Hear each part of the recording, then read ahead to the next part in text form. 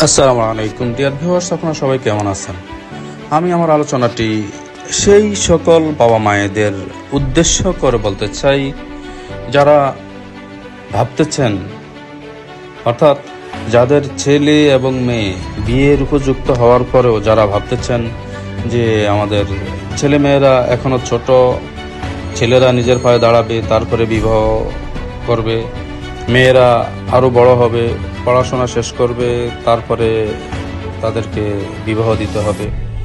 আসলে একটি বিষয় কি জানেন, প্রত্যেকটা মানুষের একটি নির্দিষ্ট সময় থাকে যেই কোনো কিছুর। আপনি যদি তার ওই নির্দিষ্ট সময় থেকে আপনার অবহেলার কারণে তাদেরকে ক্ষতিগ্রস্ত করেন, তাহলে সেটার জবাব কিন্তু আপনি আল্লাহ দরবারে দিতে হবে।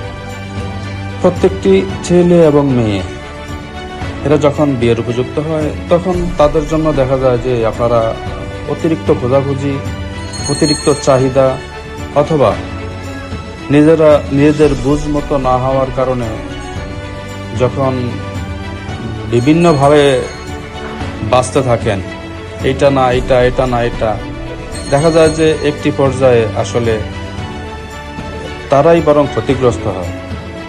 প্রত্যেকটা মানুষের জানা দরকার, কোনো মানুষই কোনোভাবেই শতভাগ কোনো দিক দিয়ে পাবেন না।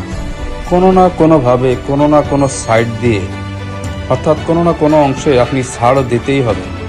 আপনি যদি ছাড় দেওয়ার মন মানসিকতা না রাখেন, দেখা গেছে যে এখন আপনি যেই বিষয়টি বা যেই সাইডটি আপনি ছাড় দিতে চাইতেছেন না, পরবর্তীতে হয়তোবা তার চেয়েও আরও বেশি কিছু ছাড় দিতে হয়। একটি বিষয় কি জানেন, সেটি হলো সময়ের কাজ সময় করা দরকার। সময়ের কাজ যদি সময় না করে তাহলে সেটার জন্য আসলে বিভিন্নভাবেই পস্তাতে হয়।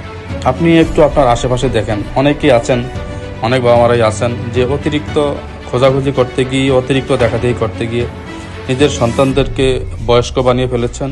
পরবর্তীতে এদেরকে বিয়ে শাদী দিতে অথবা বিয়ে শাদী করাতে গিয়ে কি যে যন্ত্রণার মুখোমুখি হয়েছেন, পরবর্তীতে তারা সেটা নিয়ে অনেক চিন্তা ভাবনাও করেছে। আসলে যখন চিন্তা ভাবনা করে তখন আর কিছুই করার থাকে না। আমাদের চোখের সামনে আমরা এখনো দেখি যে অতিরিক্ত খোঁজাখুঁজি করতে গিয়ে পরবর্তীতে আরো সমস্যার মুখোমুখি হয়। সুতরাং সময় থাকতেই সঠিক কাজটি